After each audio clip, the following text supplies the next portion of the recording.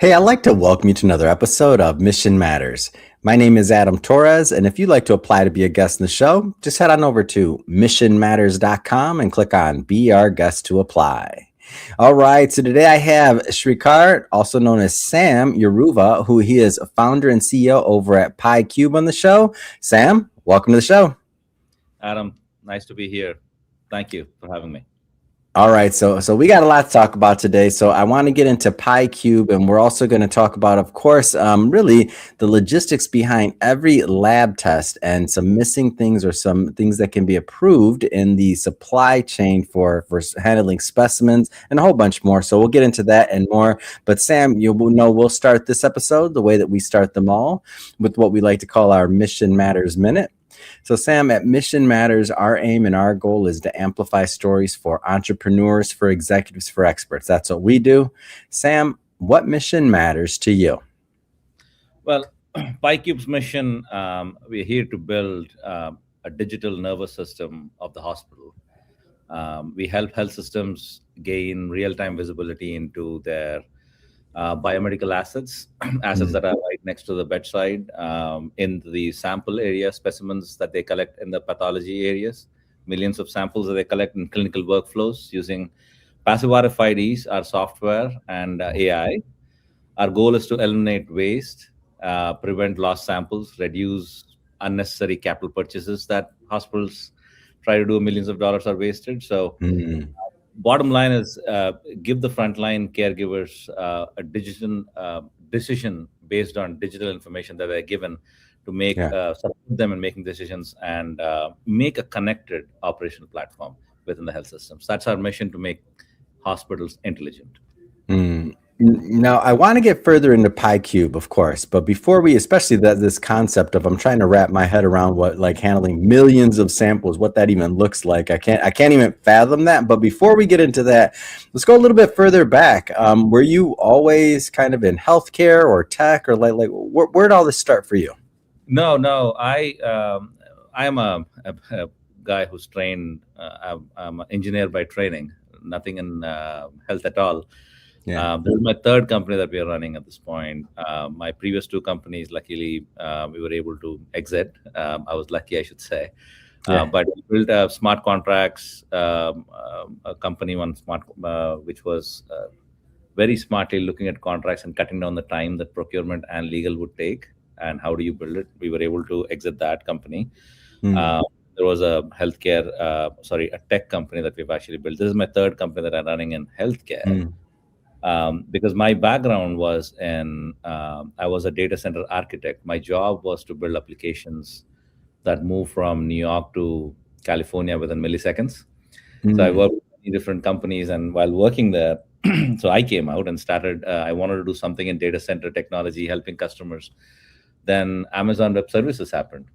AWS Cloud came in. Some wise guy told me that in the first year, when we went there, it said, I remember my customers asking me, hey, what is cloud? Can you explain me a little bit? The second year, they said, I know cloud. Can you tell me a little bit more? Third year, they said, I have a quote from cloud. Can you compete with it? It's like, wow, this has changed. Now AI is happening the same way. It's very fastly moving. Back then, my advisors actually told me that this is the sinking ship of data center technologies that you're coming in. Cloud is going to take over the entire thing. That's where I learned my greatest lesson. Said technology doesn't sell, solutions sell. That's how I moved into healthcare and started working with a lot of health systems. And that's how my entry into healthcare came in a decade back. How does the like going from, I think it sounds to me like you at first were working in other companies, and then you, as you're creating these other companies, you're looking at kind of like the opportunity of like what's next. Is this kind of where you came to PyCube, or like how'd you settle on this idea? Like this was going to be like something major for you? Well, healthcare was, when I started my companies, I don't think it was anything big. Of going to Mars kind of a thing. It was, I started my first company because I just needed, my father had paralysis attack when I was, in school. Then I noticed from my father that, hey, he was a single breadwinner in the house so, oh no, you need to have, even when you get sick, you need to have a second stream of income. And that's how I started my company. That's how I was. But it was nothing crazy, nothing big. But the curiosity started. I was a hard worker. I used to work Yeah.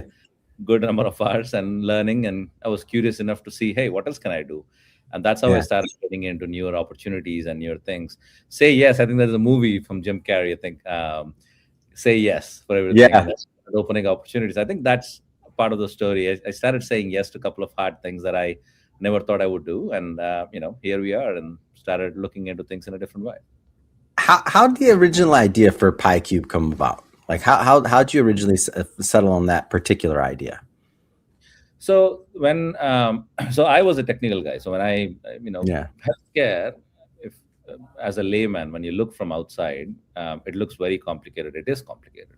There Hmm. are these complex set of individuals who are trained, very highly trained individuals, taking care of you when you're in the deathbed, and they are extremely trained around that. So when you go there, and when you go into a health system, in some of the health systems, when you go, they look like a seven-star hotel. Have this LED screens and everything of that sort. So I said, hey, there is a lot of money here, and healthcare is Mm. always in, because we as humans need to be taken care of, and health is an important part of it in our That's life. true. Hmm. So I said, okay, let's do something. And probably a part of my father, when he had a paralysis attack and passed away in 2 years, something in my head said I have to do something in healthcare, make a dent in Mm. that. So healthcare was a common choice. Got into that, started working with health system people. People told me, my friends told me, hey, healthcare is tough, man. Don't get into it. I said, okay, fine. I started working with them. I started working with a lot of different companies, big health systems. Right. And when I started working, I told them, this is what I know. Can I serve you? And they would say, no, no, no, I don't want what you have. I have this problem. That's where solutioning started beginning up. Oh, Mm. no problem. I can solve it. How did you solve that? So I was a person from outside who was looking at problems in the health system where the vendors were Interesting. solving them. And that created a footing. And we started learning about health systems. Different health systems, they're all the same, but they're not the same, because Mm. service industry, they all work a little bit differently. That gave me an edge in understanding hospitals. We worked for almost a decade, going in, learning new things. What is happening? What does compliance look like? What Mm. does compliance from a nurse look like? And that kind of a mechanism. That's how we put pieces together. Yeah. And you eventually settled on, and I know one of the major verticals is specimen logistics. Like Yes. how was that like the like sore thumb, so to speak, in the in the whole system where you're like, oh, if we could solve this, or if we can like make a dent in this, I mean millions of tests, right? Like talk to me about that. Yeah, yeah. So that's an interesting story. So we are, yeah. So we're using technology in pathology labs as well. I'll give you a brief story, as a story I told you previously. I reached out to one of my friends who was a vice chair at one of the big health systems, and she was a vice chair in pathology. And I was talking to her, having a friendly chat, and Hmm. saying, "Hey, this is how healthcare is." And when you talk to the healthcare personnel and executives, you'll always hear, "This is not good, man. Healthcare is all broken," kind of a thing. So Yeah. that's how do I help? How can I apply my skill set and my expertise into this? We are data people. We can actually bring in data. So she said, if you really want to help me here. Um, I just got 4 biopsies of small children who Mm. were under the knife, and we collected 4 biopsies. It took us 10 days before it got to the lab. Mm. Um, what does it mean? That means we collected the sample, it came to the loading dock, and they never Yeah. knew that they were sitting in the loading dock. After 10 days, they came to the lab, but then it was gone. Now, who's going to talk to the parents and ask the kids to go under the knife again? I'm not. Wow. Who's going to do it? And they're like, is that really happening? So I said, can you connect me with some more people? And we connected with the vice president of that company, and he said, yeah, yeah, that's normal. We lose organs, we lose kidneys sometimes, we lose livers. I'm like, what? In 21st century, you still have this? What is happening? Wow. I noticed Did that, you say we lose? Hold on, I want to make sure I heard that right. We lose liver? yes. Okay, I mean, continue. I just wanted to make sure I heard that correctly. Go it's a ahead. common thing. Yeah, and it gives me shivers when Yeah. I heard that. It gave me shivers. But the guy was very casual. Yeah, it happens. It shouldn't Mm. happen, but it happens. And then I learned a little bit more about it, and when you go into those pathology labs, there are complex cases that they look at, some Mm. tumors, cancer cells, and everything of that sort. And they collect things in millions of dollars. Millions of samples are coming in every year. Yes. Well, one of the health systems we're working with, they have 17 million samples coming in. Second one is 12 million samples. So when you're dealing with Wow. millions of samples coming in with one health system, things happen. And especially the samples that are, irretrievable. That means once you take a tumor sample from a patient, and if you Mm. lose, and I put my son in the middle of that. I said, what Mm. would I do if I had a problem in my family? What would my Wow. act be?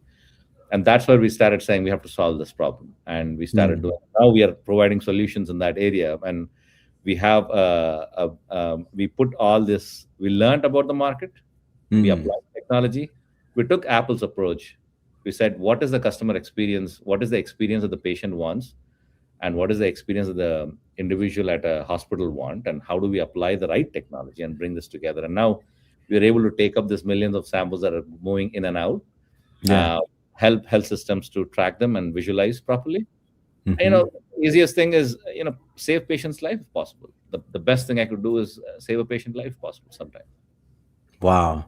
And looking at, I want to stay in the beginning of the story a little bit longer here. So I know where you're at now, and we'll get further into that. But what is it? So now you have this problem. What do you do next? Like, I want to stay in that phase of it a little bit more. So you got this problem. You're like, okay, this is a big one. Like, I Yeah. can't believe this is happening. You're going out. You're interviewing / talking to other healthcare systems, other people. They're introducing you. What do you do next? Like, as a creator and as a developer, like, what do you do next? See, so interesting enough. So when you, as an entrepreneur, if someone in your audience is an entrepreneur, Oh, there's technology. many. They're listening. So what happens is, when you build a solution, or when you find a problem for a solution, that's not enough to make a Yeah. dent. You need to know how to make it available for the customers, because every customer is different. I can't purchase. I want it, but how are you going to sell it? And Right. how can I adopt it? How can I maintain it, and how can I grow? So we as individuals, imagine, the we are living longer Mm. in America and in the world, Yeah. compared to a couple of decades back. We have more tests today. That means 20, 30 years back, I don't even believe that we have some of the tests, but now we have those tests, and For doctors sure. are Yeah. able to test them out. So more tests are coming in, more diagnostics are coming in. We are living longer. So obviously, as And we it's get, only going to increase in the future. There'll be more tests. There'll be more insights for sure. Go ahead and continue. and how do you scale them, right? Whatever technology Mm. you're applying, how do you scale? How do you sustain this scale for the next couple of Mm. years? At the same time, how do you, in the business model, how do you make it subscription based? How do you make it easy for the customers to consume this technology? Yeah. To adopt it. Yeah. Wrong.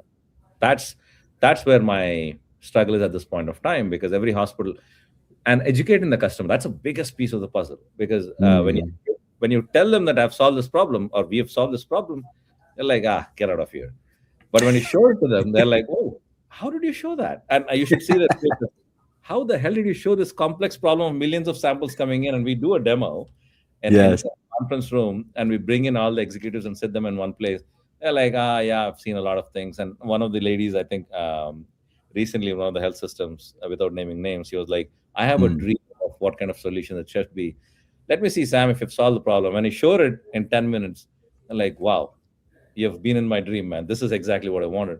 Because Wow. everyone does the same thing. Now we are figuring out what is the best way of making it scalable throughout the health. Health Mm. are very big, man. These are pretty big businesses that are taking care of the communities locally. Yeah. So they definitely have red tape. They have red tape. How do I consume it? I like this, but how do I get it? That Right. is what we're actually working on. So any executive who's working on technology and business, that you need to have a proper mechanism to make it easy for the customers to consume the technology as well, and scale with them, so that they can Yeah. adopt in the environment. So that's what we're working on right now. Mm. When we talk about this future of what could be called connected healthcare, what's your vision, or where does PyCube fit? Well, um, I'll give you a little bit of story here. I remember uh, talking to a CFO of a health system, a decent sized health system. He called me and asked, Sam, what do I do with health system? And I want to adopt AI. I want to cut costs. We are in Mm, loss, but we want. They're all in stress, right? There's a. We all know that hospitals are not doing so well. They're mm, non-profit, or 87% of hospitals, health systems in America are non-profit based. mm. That means they don't care about profits as much, but they do care about the bottom line. They run as a business, but they're Of non-profit. course. So, but they're big. A normal average health system is about a $4 billion revenue, Mm, right? So they make a lot of money, and they take care of a lot of millions of people. So he was asking me, how do I cut my costs and keep improving these new people who are coming in, because I can't right. sustain taking care of these, because they have pressure from Medicaid is being cut down, the prices are cutting down. So my money is coming down, and how do I take care of these guys? And I want to be survive. I want to survive here. So he was Yeah. asking me how to apply AI. How do I make it into it? So I told him, and he was telling me that one of his friends told him that healthcare cannot apply AI, and you have to change all your processes. And I said, no, no, no, wait. You're not able to apply AI because they have paperwork. You'll be surprised. Most of these health systems still use pen and paper. Mm, Adam took something from me, a $5,000, $20,000 asset, a mobile ultrasound machine. You write it mm. on a paper saying Adam took it. That paper is somewhere, and you're putting it in the logs, but I don't know who took it. You know, Yes. 25,000 is not found again, right? Wow. So uh, when you digitize these processes in a proper way, you can take an example of Uber Eats.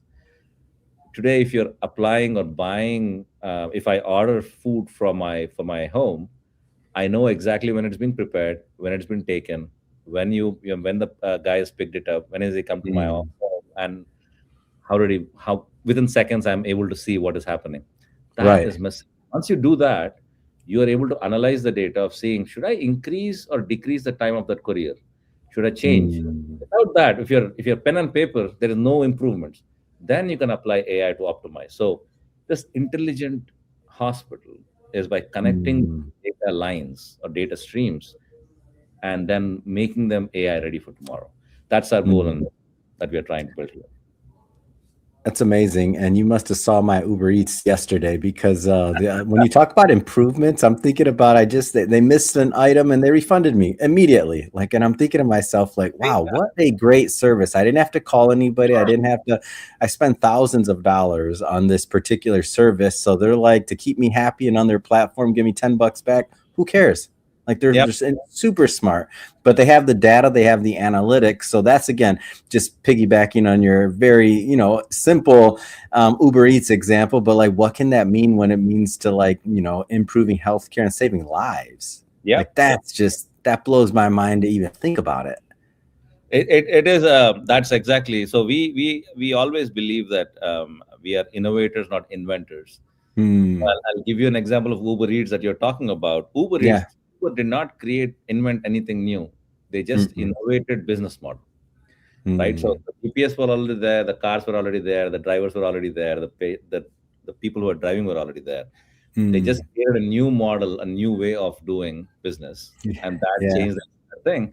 So they didn't have any parents for a long period of time, except for process parents that they got lately.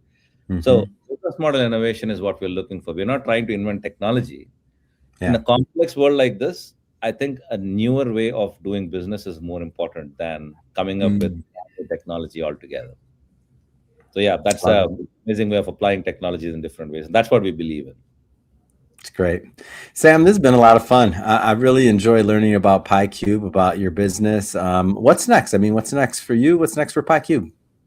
We are excited to for us when we start working with curious people and hungry people at healthcare. We are coming across many new ways of providing these solutions with same technology, same mechanisms, Yeah. but getting the newer areas. We are getting into blood transfusion medicine. Apparently, there are big issues there, and they don't have enough support from the vendor community or industry community. We are going into that area. We are Mm. helping the customers in the pharma side as well. So we are very excited about the customers holding our hand and taking us into newer areas, and we get Right. new things to solve. I enjoy solving problems. So for us, we have newer things to bring to the market. building this new digital hospital platform. Mm, That we're hoping that the customers can,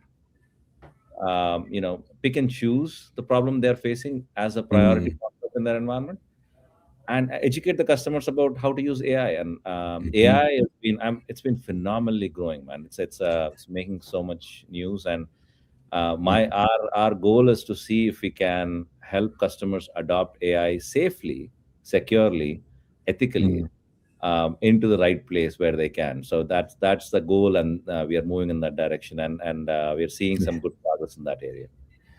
Man, Sam, I like people like you. I just wish I had a problem that was big enough to give you. You're working with big healthcare systems, but I'm like, man, I want to give you some problems too, so you can solve them. my problems just aren't big enough for you, Sam. You put them on the same platter, man. Nothing, no problem is big unless you start getting in, man. I always, Fantastic. yeah, I always say that, and yeah, Oh, that's great. have to work with you someday when you're in some healthcare system and you see our logo and Absolutely. stuff. Remember us. How Sam, how do people follow up? How do they connect with you and your team? How do they learn more? How do they follow the journey? We have a lot of information on our website. We keep posting our stuff on the website as well. It's Mhm. PYCUBE.com, that you can actually get more information. I'm active on LinkedIn as well. If anyone is curious about getting more information about what we're doing, and if a health system executive is part of the thing and want to learn to see if there's possibility for their health system to act on these kind of technologies, Yeah. I'm more than happy to engage with them as well on LinkedIn. Wonderful. For everybody listening, just so you know, we'll definitely put some links in the show notes so you could just click on the links and head right on over. And speaking of the audience, if this is your first time with Mission Matters and you haven't done it yet, hit that subscribe or follow button. This is a daily show each and every day. You heard me right. We're bringing you new content, new ideas, and hopefully new inspiration to help you along the way in your journey as well. So hit that subscribe or follow button. And Sam, man, appreciate all you do. And thanks again for coming on the show. Thanks for having me. Thank you, guys.